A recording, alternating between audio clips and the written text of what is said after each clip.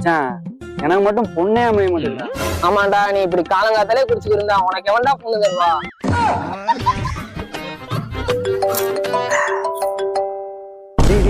அப்பாடா. ஹலோ, என்னப்பா எங்கடா இருக்க? இப்ப கோயிலுக்கு வந்திருக்கேன்பா. சரி, சாமியை கும்பிட்டு சீக்கிரமா வீட்டுக்கு வா. சரிப்பா. சம்பந்தி, என் மகனுக்கு உங்க பொண்ணை நீங்க நம்பி கொடுக்கலாம். எந்த கெட்ட பழக்கமும் கிடையாது. கை நிறைய சம்பாதிக்கலாம். சொந்த வீடு இருக்கு. சம்பந்தி, எங்களுக்கு பரிபூர்ண சம்மதம்.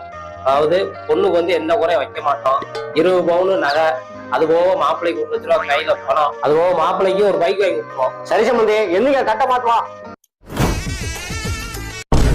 யார் இந்த குடியார் நாயி? ஐயா, உங்க மருமகன் மருமகனா?